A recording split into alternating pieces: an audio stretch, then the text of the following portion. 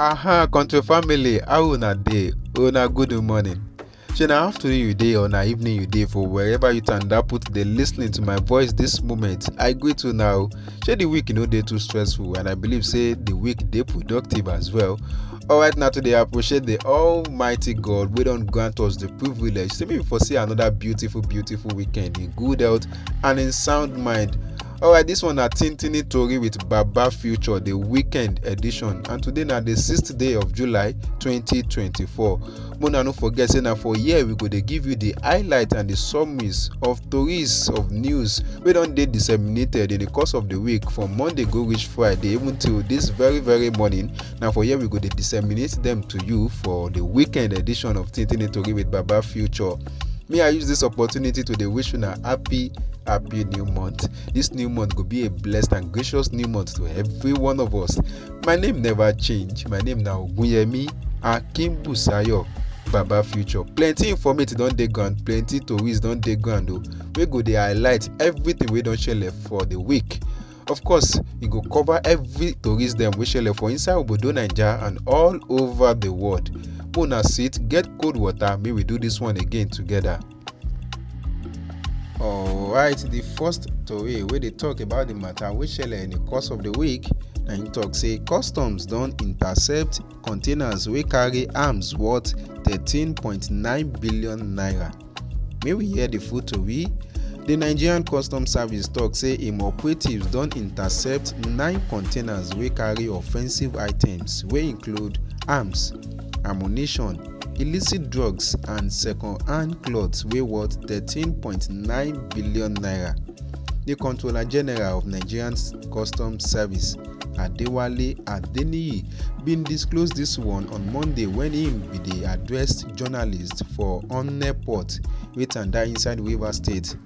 Adeniyi tok say one of the containers wey originate from Turkey based on the numbers of risk factors kolobi with the importation na im become subject of interest to the service. Alright, another informate wey dey for here na im tok say man dey collect Naija civil service salary despite migrating abroad. Okay, may we hear this one. Kasala burst for Sunday on top one United Kingdom-based taxi driver wey remain on top the federal government payroll despite im migrate go UK for 2022. Civil society organisation wey yarn for Sunday talk say the report dey indicate how deeply rooted corruption dey inside Nigerian civil service. President Bola Tinubu for last week don order the crackdown of civil servants wey dey collect salary despite say dem don migrate abroad. Alright, the next informate na im carry us enter inside Oyo State. Makinde set up 14-man committee for Olubadan coronation. Oyo State Governor Seyi Makinde for Monday don set up one 14-man committee for the coronation and presentation of staff of office to the new Olubadan of Ibadan land, Oba Owolabi Olakuleyin. The committee dey headed by the State Commissioner for Local Government and Chieftaincy Matters, Ademola Ojo. One statement wey the Commissioner for Information Dotun Oyelade bin yarn for Ibadan, the state capital, bin note say other cabinet members inside the committee bin include Commissioner for Culture and Tourism Wasiu Olatubosun, Commissioner for Women Affairs and Social Inclusion Toyin Balogun. Quick one, another informate wey dey for here wey be TinTinNi Tori na im dey talk say no use my name again. No be me talk that one o, na who talk am na retired Admiral Alison Madueke Intel Dezani. Former Nigerian Chief of Naval Staff Rear Admiral Alison Amechina Madueke carry petition go court to stop im ex-wife Dezani Alison Madueke say make she stop to dey use im first name Alison and im surname Madueke. Madueke ask court to give the order make the former Nigerian Petroleum Minister begin use her own papa name Agama as their marriage don end. Madueke add say the woman dey cause am embarrassment as she dey waka up and down dey pose herself as im wife. Some case files go make you cry. Now we'll talk this one now. Olukayode, the chairman of the Economic and Financial Crimes Commission (EFCC), Mr. Ola Olukayode, and don talk say corruption and stealing of budget allocation wey suppose benefit the people for the country na part of wetin no make Nigeria develop. The chairman talk this one when the management team of the Revenue Mobilization Allocation and Fiscal Commission (RMAFC) with their oga Muhammad Bello Shehu bin visit EFCC. Oga EFCC say some people dey steal allocation for government agency. Another one wey dey for here na im talk say we go meet with the federal government for Nnamdi Kanu. Na we talk this one na Southeast Governors Forum. The governors of 5 states wey dey the southeastern region of Nigeria don talk say dem go meet with President Bola Tinubu to secure the release of Nnamdi Kanu.